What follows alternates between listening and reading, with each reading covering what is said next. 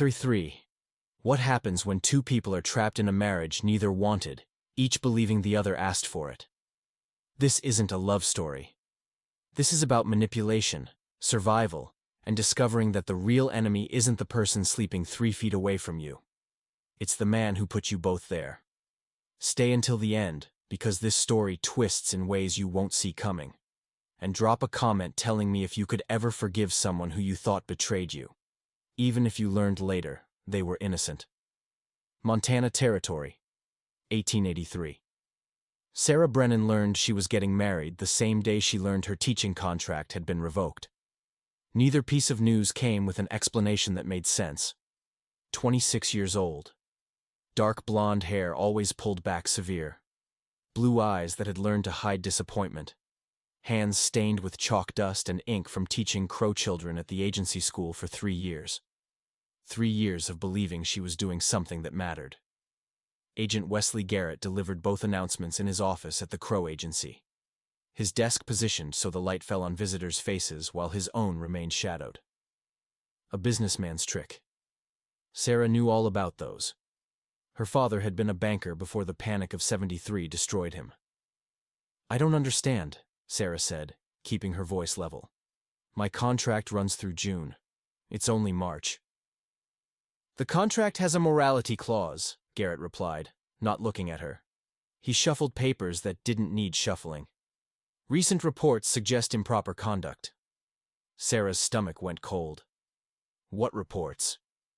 "You've been seen spending time with one of the tribal members, unsupervised, after school hours." "I was tutoring him," Sarah said. "Takakota asked to learn advanced English. He's trying to—" "A single white woman, alone with a native man," Garrett interrupted. "You know how that looks." "It looks like a teacher doing her job," Sarah replied, anger creeping into her voice now. "Which is what I was hired to do." Garrett finally met her eyes. "Nevertheless, the situation is untenable. However, I have a solution that serves everyone's interests." He pushed a document across the desk. Sarah picked it up, scanned it, and felt the world tilt. Marriage certificate, her name, and below it, Takakota of the Mountain Crow, age 27. "This is insane," Sarah whispered. "On the contrary, it's quite practical," Garrett said. "Takakota approached me 2 weeks ago asking to marry you. He believes marriage to a white woman will give him protection, status within the agency system. And it solves your little scandal before it grows. You become his wife, you maintain respectability, and you can continue teaching if you wish. Though as a married woman, the contract terms would be different." Sarah's mind reeled. Takakota had asked for this? The quiet, serious man who came to her classroom 3 evenings a week to practice reading? Who barely made eye contact? Who'd never shown any indication of personal interest? "I never agreed to this," she said. "But he did," Garrett replied. "And given your situation, I'd suggest you consider it carefully. The alternative is termination without references, which means no teaching position anywhere, your reputation questioned, possibly investigations into whether improprieties actually occurred." The threat was clear. Agree, or be destroyed. "He really asked for this?" Sarah asked. "Takakota specifically requested to marry me?" "He did," Garrett confirmed. "I have his mark on the petition document. The Crow Council has approved it. They see it as advantageous for him to have ties to white society. The only signature missing is yours." Sarah looked at the certificate, at her name in Garrett's careful script, at the space waiting for her mark. She thought about the school, the children who'd started to trust her, the progress they were making, about having nowhere else to go if she refused, about what those investigations might conclude whether they were true or not, about Takakota asking for this, wanting this, seeing her as, what? A convenience? A tool for advancement? It shouldn't have hurt. They barely knew each other beyond student and teacher. But somehow it did. "When?" Sarah asked quietly. "Tomorrow," Garrett said. "I've already made arrangements. The missionary will perform the ceremony. You'll move to the native housing area. There's a cabin Takakota has been allocated. Everything is prepared." Everything except Sarah's consent. But that, apparently, was just a formality. She signed. What she didn't know What Garrett made certain she wouldn't know was that Takakota had never asked for anything. 8 miles away, in a cabin that smelled of wood smoke and curing hides, Takakota learned his future had been decided by men who'd never asked his opinion. The council meeting had been brief. Elder Two Bears delivered the news with a face carved from stone. Agent Garrett has arranged a marriage. The white teacher, Sarah Brennan. He says this is necessary to maintain the school, to show cooperation with the agency. The government wants to see integration. Takota's hands stilled on the bow he'd been repairing. I did not ask for a wife. Garrett says you did, Two Bears replied. He has a document with your mark. He showed it to the council. I made no such mark. Nevertheless, it exists, the elder continued. And the agent says the woman has agreed.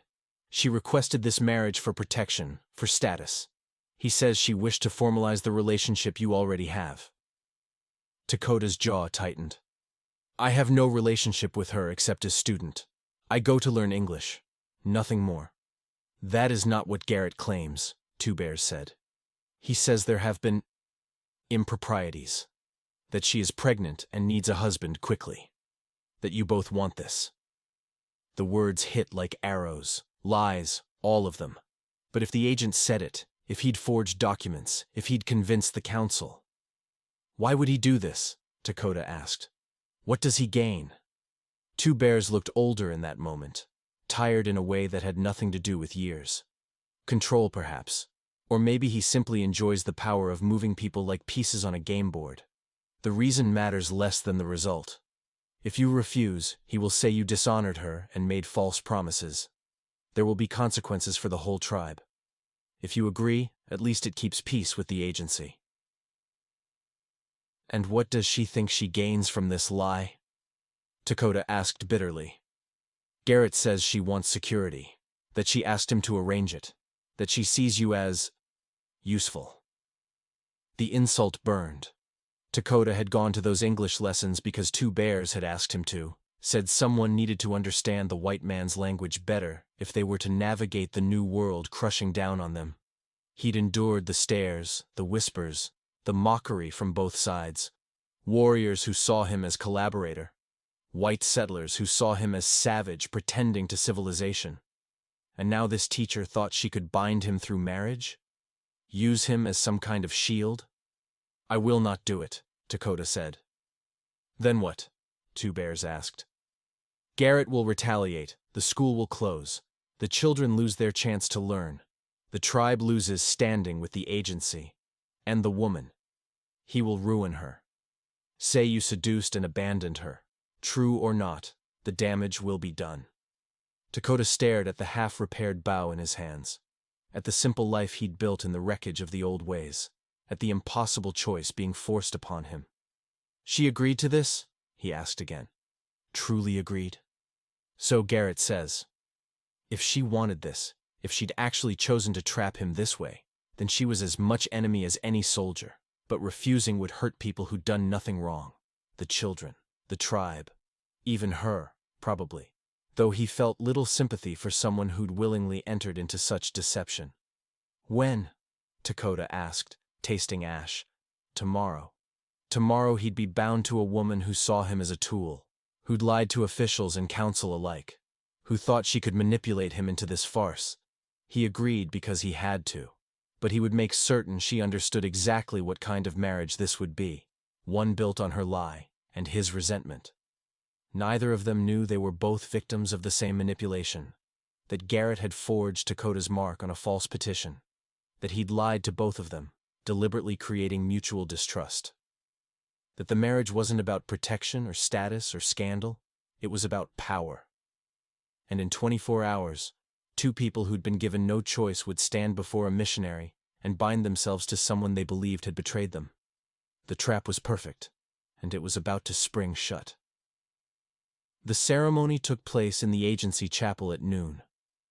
Sarah wore the same gray dress she wore to teach, because she had nothing else, and refused to pretend this was anything but a transaction. Takakota wore traditional clothing mixed with cavalry surplus, a deliberate statement she couldn't quite read. The missionary, Reverend Pierce, looked uncomfortable throughout. He kept glancing at Agent Garrett, who stood in the back with a satisfaction that made Sarah's skin crawl. "Do you, Sarah Brennan, take this man?" "I do," Sarah said before he finished. "Get it over with." "And do you, Takakota, take this woman?" "Yes." The single word was cold as mountain runoff. "Then, by the power vested in me." Done. Married. Bound to a man who wouldn't look at her. Who stood rigid as carved wood. Who radiated hostility with every breath. This was the man who'd asked for her? Who'd wanted this? He looked like he'd rather face firing squad. Maybe he'd expected her to be grateful. Maybe he thought white women should be honored to marry into the tribe. Maybe he'd realized too late what a mistake he'd made and was already regretting it. Sarah didn't care anymore. She'd agreed to survive. She'd survive. Nothing more. Agent Garrett approached as the small gathering dispersed. "Congratulations. I've had your belongings moved to the cabin. You'll report to me weekly regarding your husband's activities and any council matters you overhear. Consider it part of your new duties." Sarah stared at him. "You want me to spy?" "I want you to be a good wife and a good employee," Garrett replied smoothly. "The agency needs to understand the native population better. You're in a unique position to provide insight." "I won't betray—" "You'll do what I tell you," Garrett interrupted. "Or I'll let certain details about how this marriage came about become public. How you initiated inappropriate relations with a student. How you pressured him into marriage. Indian sympathizers back east would love that story. Your name would be destroyed." He smiled. "But that won't happen because you're going to be cooperative, aren't you?"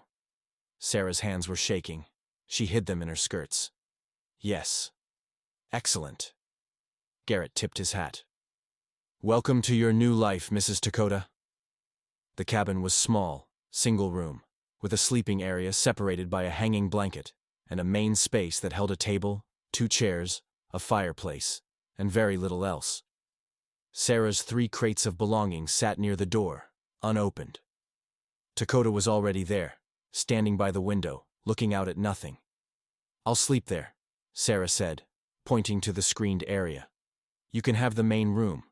I'll try to stay out of your way." He turned, finally looking directly at her. His eyes were dark and unreadable. "Why did you ask for this?" Sarah blinked. "I didn't ask for anything. You're the one who—" "Do not lie," Takakota interrupted, his English precise despite the accent. "Garrett said you wanted this marriage. That you initiated it. That you told him I had. Dishonored you already, and needed to make it right." "What? That's insane. He told me you petitioned to marry me 2 weeks ago. That you wanted a white wife for protection and status." They stared at each other. Understanding began to dawn, cold and terrible. "He lied," Sarah whispered. "To both of us," Takakota agreed. "The question is why?" Before either could answer, the door opened without knock. 3 Crow warriors entered, not threatening exactly, but not friendly either. The leader spoke rapidly in Crow. Takakota responded, his voice tight with controlled anger. "What's happening?" Sarah asked.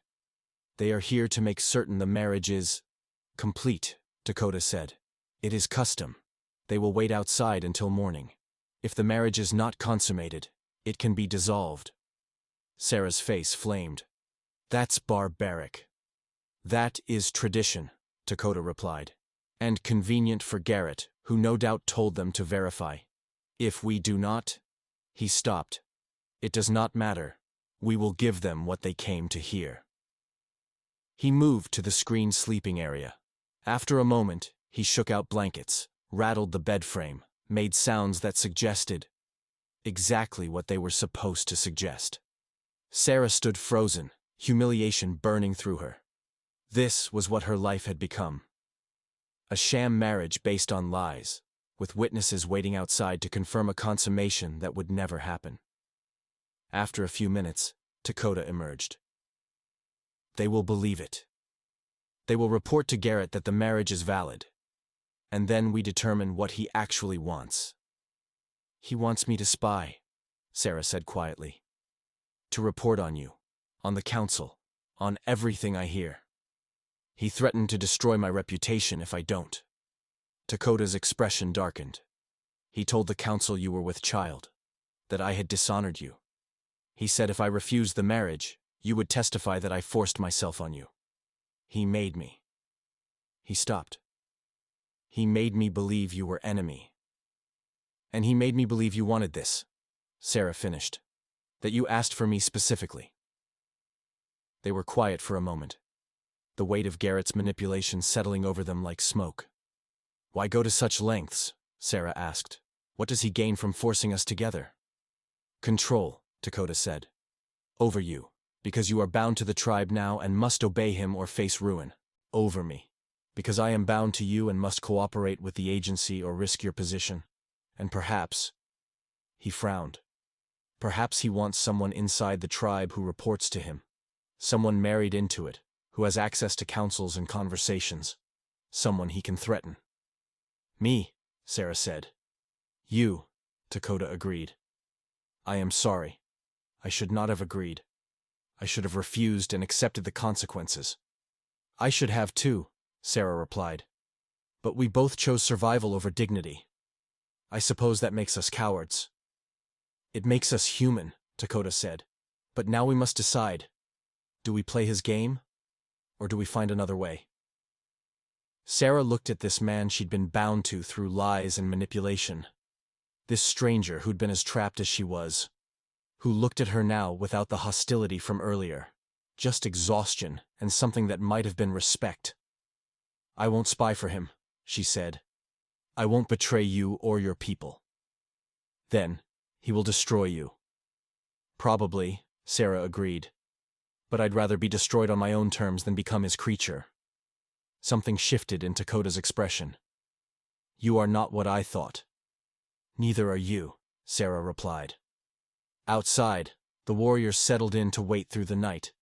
Inside, two people who'd been forced together by lies sat across a table and began the difficult work of figuring out how to survive what came next. The marriage was a sham, the promises false, the circumstance impossible. But at least they knew the truth now. And that somehow felt like the first real thing that had happened since Garrett called Sarah into his office. It would have to be enough. Because the alternative was letting Garrett win. And neither of them could stomach that. Morning came with heavy silence. The warriors departed after receiving whatever confirmation they needed.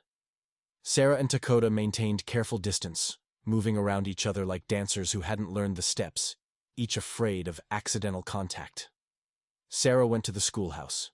The children were already there, 18 of them, ranging from 6 to 14, their faces showing various degrees of curiosity and wariness at their teacher's sudden marriage. Miss Brennan? One of the older girls, Ayana, asked hesitantly. Is it true? You married Takakota? It's Mrs. Takakota now, Sarah replied, keeping her voice steady. But yes, it's true. The whispers started immediately. Sarah let them run their course, then called the class to order. We're going to continue with reading comprehension today. Take out your primers. But as the day progressed, she noticed things. Children glancing at each other. Small smiles. A few looked almost pleased. During recess, Ayana approached again. My grandmother says this is good. That you will learn our ways now. That maybe you will understand better what you teach. Sarah didn't know how to respond to that. She'd been teaching Crow children for 3 years. But had she actually understood anything? Or had she just been imposing her own worldview, her own culture's assumptions, on children who were being forced to abandon theirs? Agent Garrett appeared at the schoolhouse door as Sarah dismissed the children. A word, Mrs. Takakota? She followed him outside, skin crawling at his proximity. I trust the wedding night was satisfactory? Garrett asked with a smile that made Sarah want to scrub herself clean. That's none of your business. Everything that happens on this agency is my business, Garrett replied. Now, let's discuss your new responsibilities. I want weekly reports on Takota's activities. Who he speaks with, what the council discusses, any plans they're making. The government needs to know if there's potential for unrest. Takakota barely speaks to me, Sarah lied. We're strangers.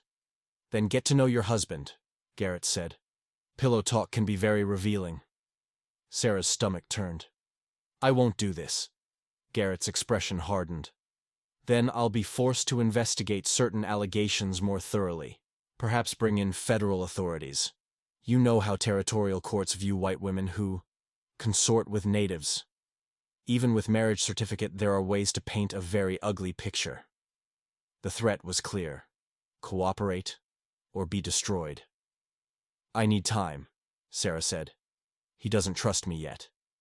If I start asking questions immediately, he'll know something is wrong. Garrett considered this. You have 2 weeks. Then I expect your first report. Don't disappoint me. He left. Sarah stood in the empty schoolyard, wondering how her life had become this. A spy in a sham marriage, threatened by the man who'd orchestrated it all. When she returned to the cabin that evening, she found Takakota had been busy. He'd moved her crates to the screened area, set up a small workspace with her books and papers, even filled the water basin. Small considerations that suggested, what? Basic decency? Or just practical housekeeping? Thank you, Sarah said. Takakota nodded. He was preparing food, some kind of stew with dried meat and wild vegetables. The smell was actually good. They ate in silence. Sarah wanted to tell him about Garrett's demands, about the threat of investigation, about the impossible position she'd been placed in. But how could she? They were strangers bound by lies. He owed her nothing. He came to see you, Takakota said finally. Garrett, what did he want? So much for keeping secrets. How did you know? I saw him leave the school, and your face when you came home told me enough. Sarah set down her bowl. He wants me to report on you, on the council, on anything that might indicate unrest. I told him I needed time to gain your trust. Smart, Takakota said. That gives us time to decide what to do. Us? Sarah looked at him. You could just tell the council. Have the marriage dissolved on grounds of false pretenses. Let Garrett destroy me alone. And accomplish what? Takakota asked. Garrett would simply find another way to get his spy. At least with you, we know who he is using. We can control what information he receives. You want to feed him false information? I want to understand what he actually wants, Takakota replied. Men like Garrett do not create complicated schemes for simple reasons. There is something he is building toward. Something larger than spying on council meetings. He was right. Sarah had been so focused on immediate survival that she hadn't thought about the larger picture. What could he want that would require forcing us together? That, Takakota said, is what we need to discover. Over the next week, they fell into an uneasy routine. Sarah taught during the day. Takakota worked, sometimes hunting, sometimes doing labor for the agency, sometimes disappearing for hours to places Sarah didn't ask about. Evenings they spent in careful proximity, sharing space but little conversation. But Sarah was learning, watching. And what she saw didn't match any of the assumptions she'd brought to the marriage. Takakota was methodical, quiet, surprisingly well-read in both languages. He'd check her firewood before leaving each morning, making certain she had enough. He'd leave small game when his hunting was successful, already cleaned, ready to cook. He never touched her, never even came close, maintaining respectful distance at all times. And slowly, carefully, he began to talk. About the reservation.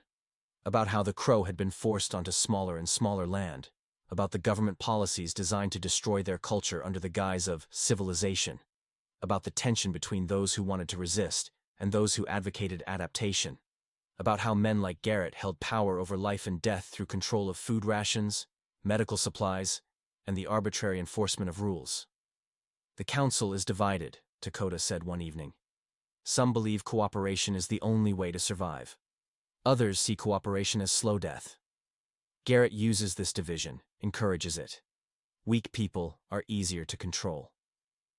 What do you believe? Sarah asked. I believe we are all dying, Takakota said. The only question is whether we die with dignity or on our knees. His bitterness was familiar. Sarah had felt it herself, watching her father destroyed by circumstances beyond his control, watching her mother fade into nothing when the money ran out and the future collapsed. My father used to say something similar, she said quietly, before he drank himself to death. He'd say the war between capital and labor would end with labor destroyed, and all we could do was try to die with dignity intact. Takakota looked at her with new interest. Your father was labor? My father was a bank officer who refused to foreclose on farmers during the panic, Sarah replied. He was fired, blacklisted, destroyed by men who valued profit over people. We lost everything. My mother died of pneumonia in a tenement because we couldn't afford a doctor. My father followed her 2 years later, drowned in whiskey and regret. And you became a teacher. It was the only respectable work available to an unmarried woman with an education and no references, Sarah said. I don't know what I thought. That I could do some good maybe. Help children learn. Prepare them for whatever future they'd face. And instead you became a pawn in Garrett's game, Takakota said. We both did, Sarah corrected. 2 weeks after the wedding, Sarah delivered her first report to Garrett. She'd prepared carefully, including just enough truth to be believable. That Takakota was quiet, that the council was discussing harvest preparations, that there were tensions within the tribe but nothing suggesting uprising. Garrett listened, made notes, then said, I need you to do something else. Sarah's stomach sank. What? There's a council meeting in 3 days, about the treaty negotiations happening in Washington. I need you to attend. Women don't attend council meetings, Sarah said. White wives do, Garrett replied, especially when they're married to a council translator. Takakota will be there. So will you. I need to know what's really being said. Not the official positions, but the private conversations, the doubts, the plans. How am I supposed to attend? I'll be conspicuous. That's Takota's problem to solve, Garrett said. Make it happen, or I start asking questions about irregularities in the marriage, about whether it was properly consummated, about whether certain parties lied to officials. After he left, Sarah walked slowly back to the cabin, dreading the conversation to come. But when she told Takakota, his reaction surprised her. Actually, he said slowly, this might work in our favor. How? The council has been discussing whether to allow white observers at treaty meetings, Takakota explained. Some argue transparency is necessary, that documenting discussions protects us if government breaks promises later. Others fear giving government any more access to our private deliberations. Your presence would force that discussion to conclusion. And you think they should allow observers? Sarah asked. I think the government will break promises regardless, Takakota replied. But if we have documented proof of what was agreed versus what was delivered, we have weapons for the sympathizers in the East, the reform groups, the newspapers that actually care about honesty. It was clever and risky. If the council says no, Garrett will retaliate. Then we make certain the council says yes, Takakota said. 3 days later, Sarah attended her first council meeting. The elders sat in a circle, warriors and important community members forming outer rings. And now, controversially, a white woman sat beside her husband, paper and pen in hand. The debate was fierce. Some elders argued her presence was insult to tradition. Others pointed out that tradition was dead, and survival required new strategies. Two bears, speaking with authority earned through decades of leadership, finally settled it. The white world demands we change everything, he said in Crow, which Takakota quietly translated for Sarah. Our clothing, our language, our ways of living. But they forget. We are still Crow. We can change and still be ourselves. This woman is married into our tribe now. She is one of us, by law if not by blood. And if she can document what is said, document what is promised, then we have weapon against future lies. I say, she stays. The council agreed. Barely. And Sarah began taking notes. What she learned shocked her. The government was offering a new treaty that would reduce reservation land by 40%. In exchange, they promised increased rations, better medical care, and educational funding. But the details were vague, the enforcement mechanisms non-existent, and the timeline for implementation suspiciously long. They are offering us nothing in exchange for everything, one elder said bitterly, and calling it progress. If we refuse, they will take the land anyway, another countered. This way, at least we get something in writing. Writing they will ignore, the first replied. The debate continued for hours. Sarah's hand cramped from writing, but she documented everything. Arguments, counter-arguments, specific concerns about treaty language. When it ended, two bears approached her. You will show these notes to the agent. Yes, Sarah admitted. He expects a report. Then let him see words on paper, two bears said. But the words behind the words, those you keep to yourself, you understand? Sarah nodded slowly. He was giving her permission to report on the meeting, while trusting her not to reveal the private, unspoken strategies being developed. It was an incredible show of faith she wasn't certain she'd earned. That night she asked Takakota, "Why does Two Bears trust me? I'm still a stranger here." "You are married to me," Takakota replied. "That makes you family, and family protects family. Even when the family was forced together by lies."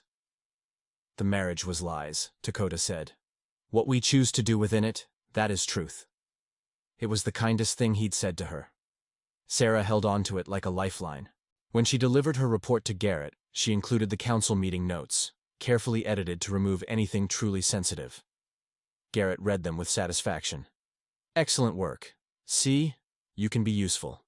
Now, I have another task for you." Sarah's brief relief evaporated. "What now?" "There's a delegation coming from Washington next month," Garrett said. "Senator Mitchell and his staff. They want to see how the civilizing mission is progressing.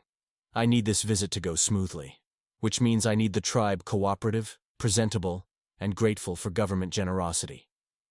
"They're not grateful," Sarah said flatly. "They're being robbed." "That's not the narrative Senator Mitchell needs to hear," Garrett replied. "So you and your husband are going to help create the right impression. Demonstrate how successful integration can be. White woman happily married into the tribe. Educated native man learning civilized ways. Perfect propaganda." "And if we refuse?" Garrett smiled. "Then I mentioned to the senator that there have been concerns about your moral character. That perhaps the school needs more oversight. That children are being taught by someone of questionable virtue. You know how these things go. Once accusations are made, guilt or innocence becomes irrelevant." He was threatening the children now, using Sarah's students as leverage. It was despicable and effective. "I'll discuss it with Takakota," Sarah said. "You do that," Garrett replied, "and make certain you both understand what's required. This visit could determine funding for the entire agency. I won't let it be ruined by inconvenient honesty." That evening, Sarah and Takakota sat at their small table and faced the impossible choice Garrett had engineered. Cooperate with a propaganda visit that would justify further dispossession, or risk consequences that would harm innocent children. "The school is important," Takakota said slowly. "The children need education to survive in the white world. If Garrett closes it, removes you, brings in someone who cares only about obedience rather than actual learning, then everything I've tried to do will be destroyed," Sarah finished. "And the senator will come anyway," Takakota continued. "Garrett will find other examples of successful integration. We are not necessary to his plan, just convenient.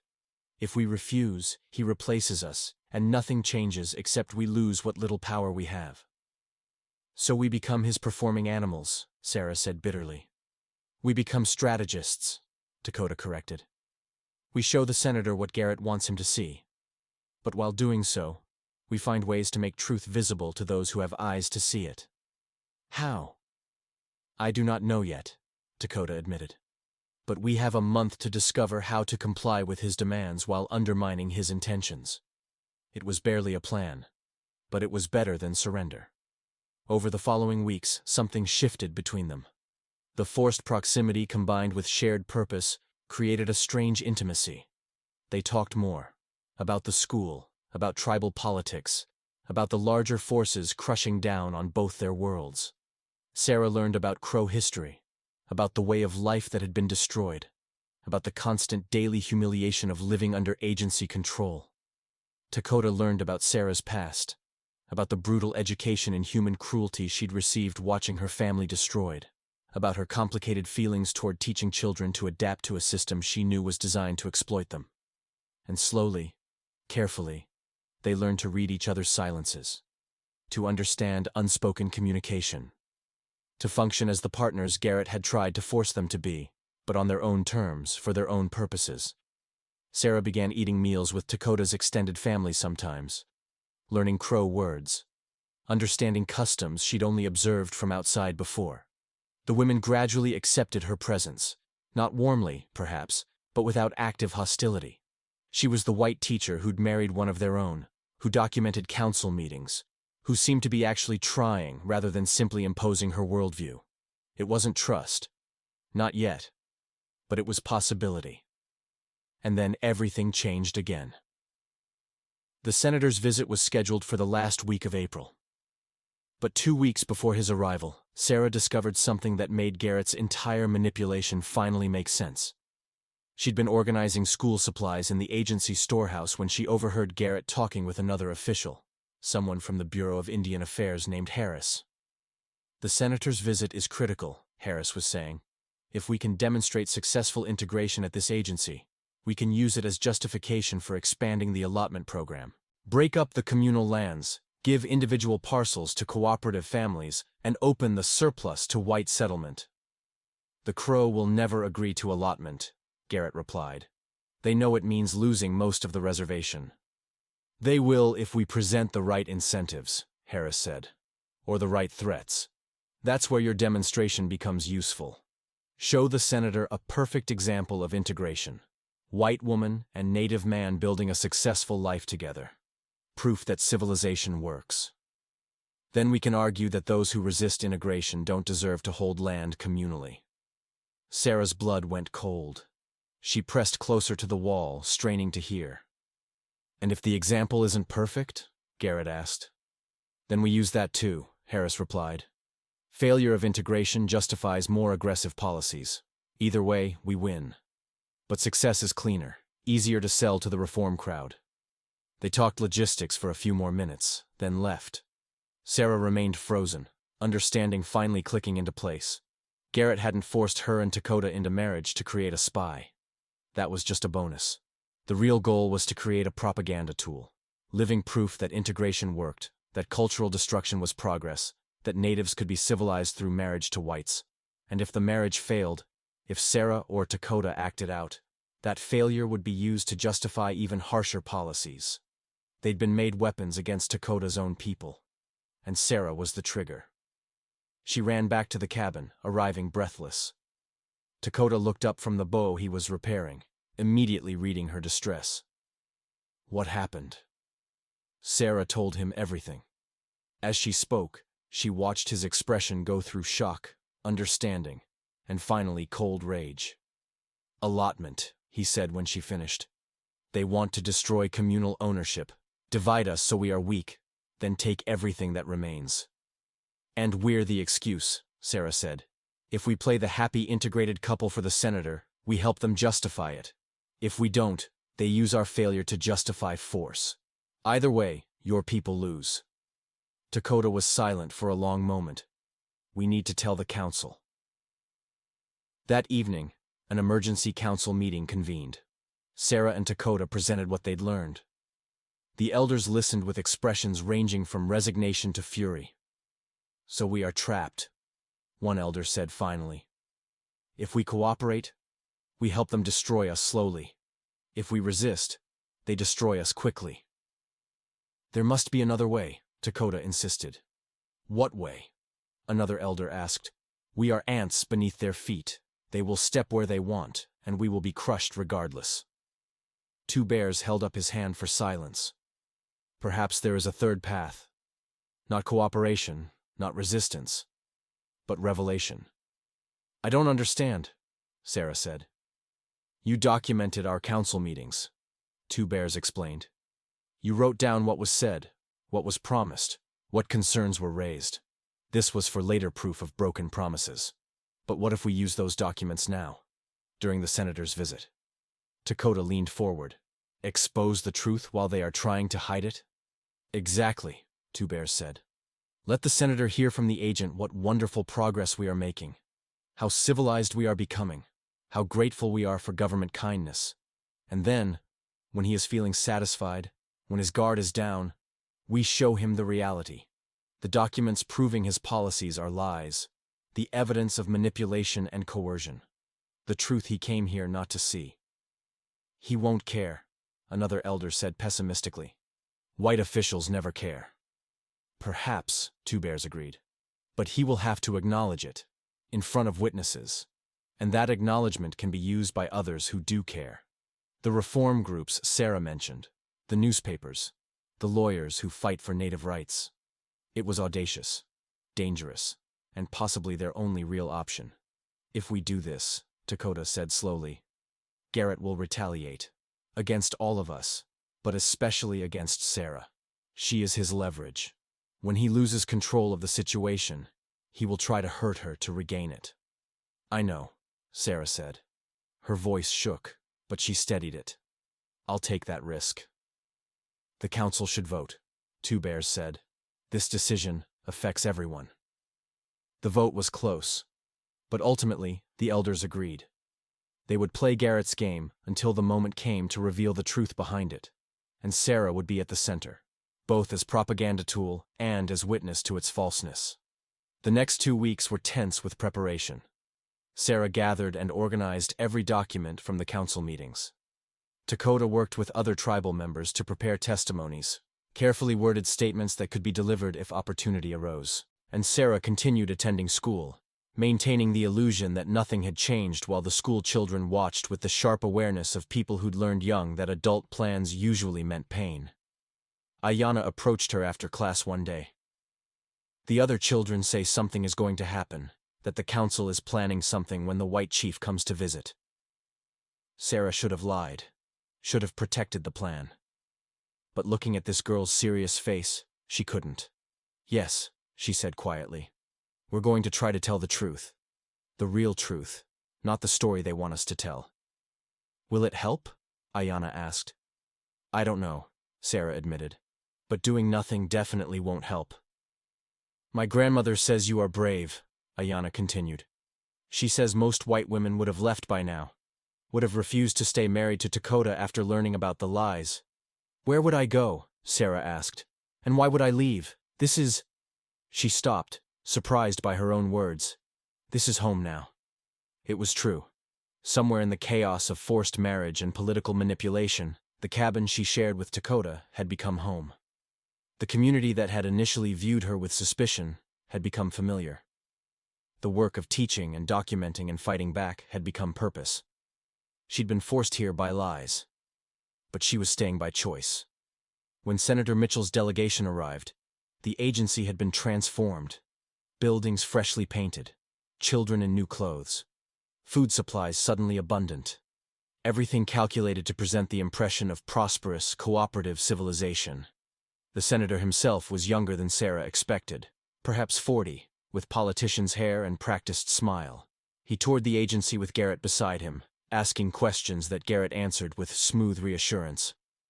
That evening, a formal dinner was arranged. Sarah and Takakota were seated at the main table. Exhibit A in Garrett's demonstration of successful integration. Sarah wore the one good dress she owned. Takakota wore a mixture of traditional and Western clothing, another calculated visual. The senator asked questions. Sarah and Takakota answered carefully, walking the line between honesty and politeness. Yes, the marriage had been arranged. Yes, it had been challenging to bridge cultural differences. No, they didn't regret it. Yes, the school was making progress. Yes, the children were learning. All true. All misleading. Garrett watched them like a hawk watching prey, ready to intervene if either stepped out of line.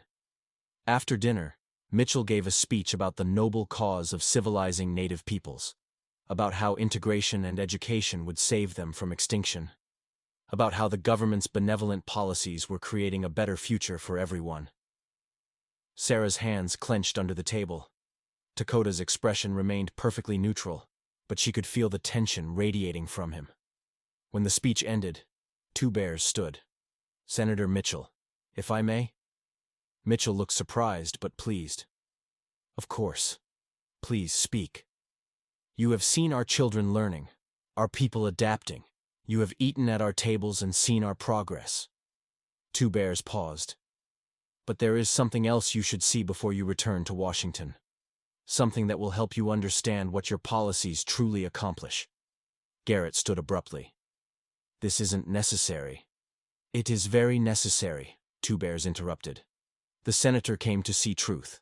Let him see all of it." Mitchell looked between them, curiosity piqued. "I'm listening." Two Bears gestured to Sarah.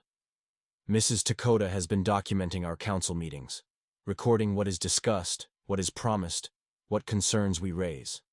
Perhaps you would like to review these documents, see what questions your policies create for those they are meant to help?" Sarah stood, her heart hammering. This was it, the moment where they either revealed the truth or lost everything trying. She pulled out the carefully organized folder. "Senator, these are complete transcripts of tribal council meetings over the past 2 months. They document discussions about the treaty proposals, about land reduction, about the reality of life on this reservation." Garrett moved to intercept. "Mrs. Takakota, I don't think—" "Let her speak," Mitchell said, his politician's instincts recognizing something important was happening. Sarah's hands shook as she opened the folder. "In this first meeting, the council discussed the proposed land reduction. The offer claimed to provide 40% reduction in exchange for increased rations. But when council members asked about specifics, how much rations, when they would arrive, what happens if they don't, there were no answers, only promises." She pulled out another page. "In this meeting, the elders discussed the civilizing mission.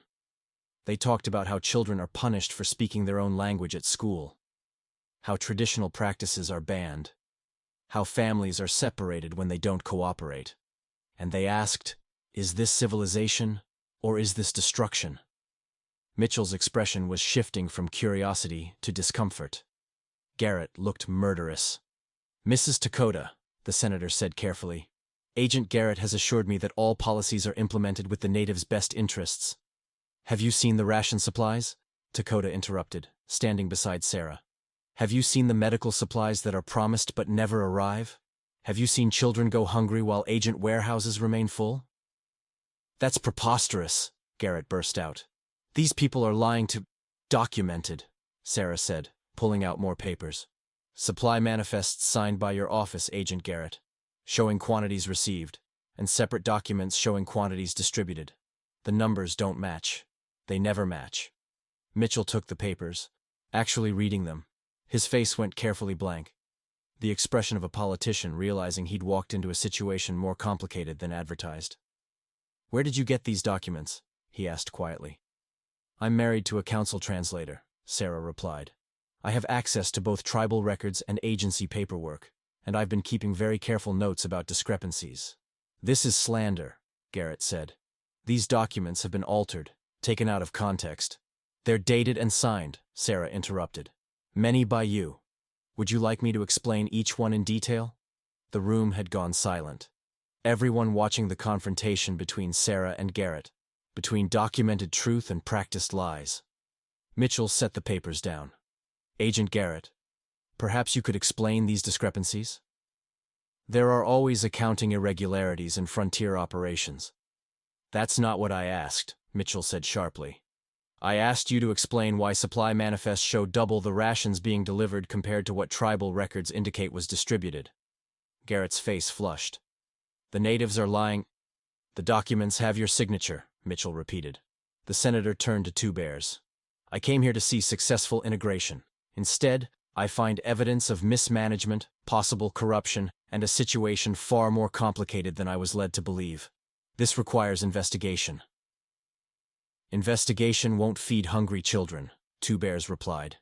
"It won't restore land taken under false pretenses. It won't repair trust destroyed by broken promises." "No," Mitchell agreed. "But it might prevent future harm, and it might result in changes to how agencies are administered. It wasn't enough.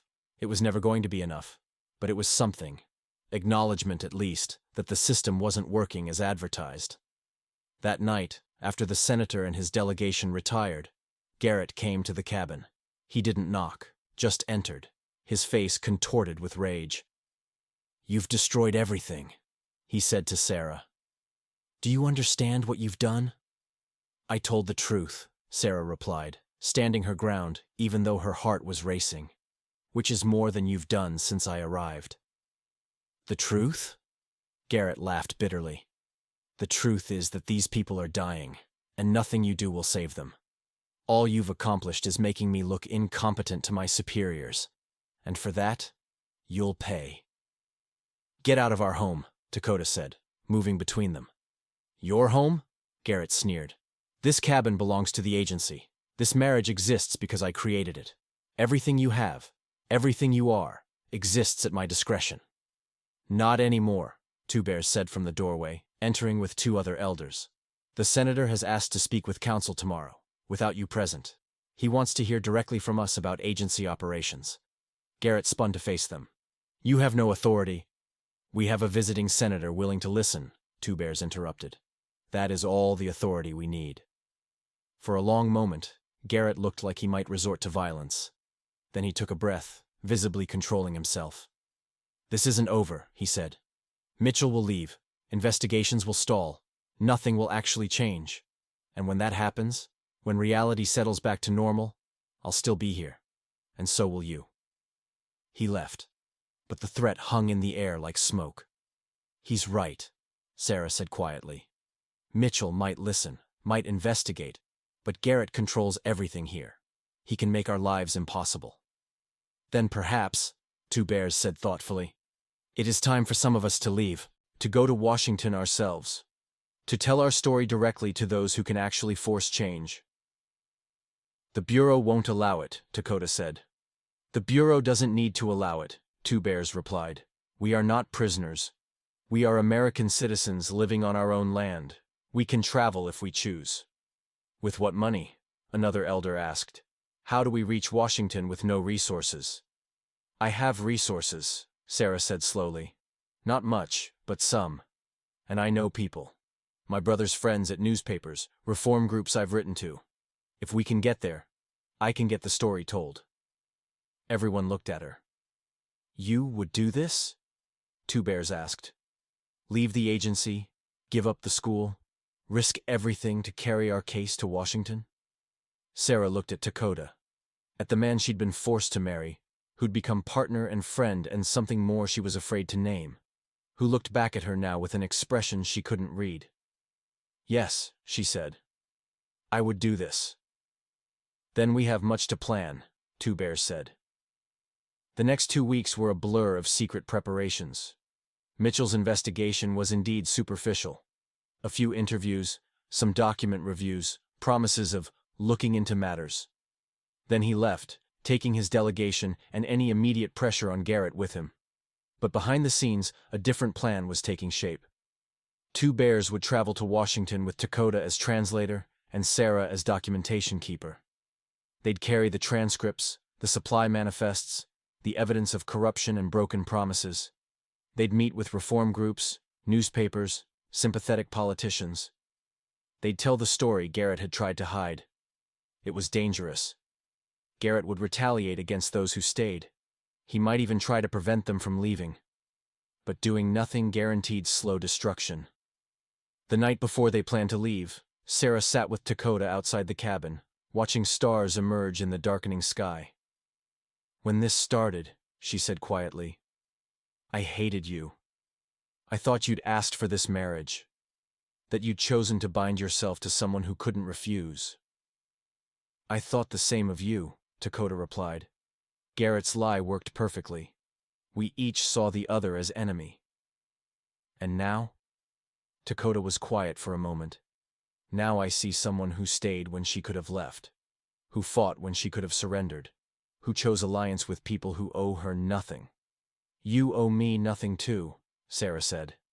"The marriage was forced on both of us. If you wanted to—" "I don't," Takakota interrupted. "Want to end it, I mean."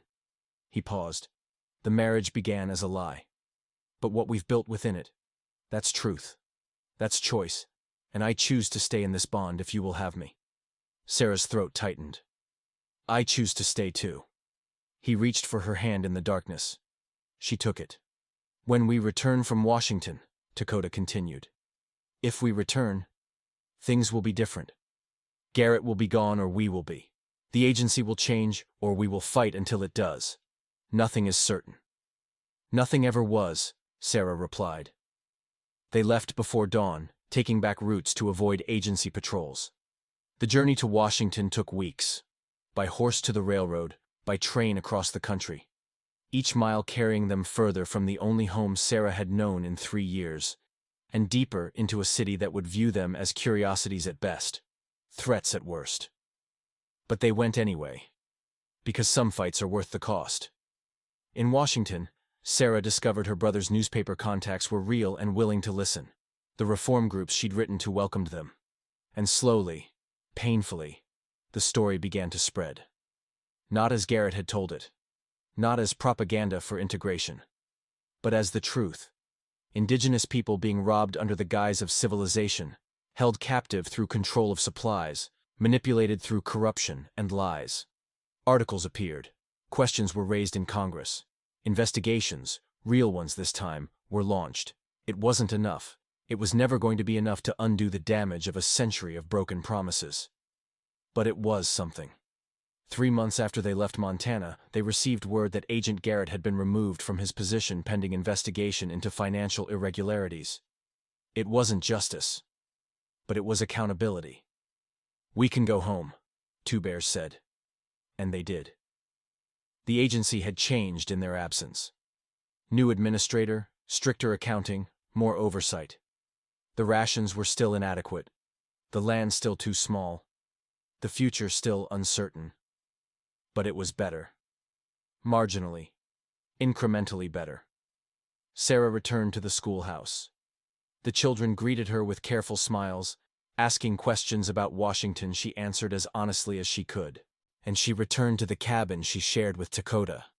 Not as prisoners of someone else's manipulation, but as partners who'd chosen each other through trial and truth. 5 years later, Sarah stood in that same cabin, now expanded to accommodate the 2 children who'd been born in the intervening years. She watched through the window as Takakota taught their oldest daughter, copper-haired and dark-eyed like her mother, to string a bow in the traditional way.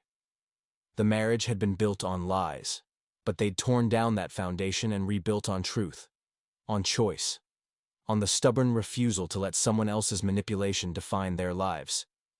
Agent Garrett was long gone, dismissed in disgrace. The agency had cycled through 3 administrators since. The school still operated, now with Sarah training Crow assistants to eventually replace her. The community endured, adapted, fought for every inch of dignity and autonomy they could claim. It wasn't the future either Sarah or Takakota would have chosen if the world had been different. But it was the future they'd built together, and that made it theirs. When Takakota came inside that evening, children trailing behind him like ducklings, he paused to kiss Sarah's forehead, a simple gesture that still carried the weight of everything they'd survived to reach this moment. I was thinking, he said, about the marriage that never was, the false one Garrett created. What about it? We should make it real, Takakota said. Get married again. Properly this time. By our own choice, with our own words. Witnessed by people who love us rather than people who want to use us. Sarah looked at him, this man who'd started as a stranger, been forced to become a husband, and chosen to become a partner. Yes, she said. Let's do that. And they did. Not because they had to. Not because someone forced them. Not because the alternative was destruction. But because after building a life together through manipulation and truth and endless compromise, they wanted to make the bond real. The wedding was small, intimate, beautiful in its simplicity. 2 bears officiated, speaking words in Crow and English about partnerships that survive because they're chosen, not imposed. About love that grows from respect and shared struggle. About making truth from lies. When it was done, Sarah and Takakota faced each other, married now twice, once by coercion, and once by choice. Worth it? Takakota asked quietly. All of it, Sarah replied. The children ran between them, laughing.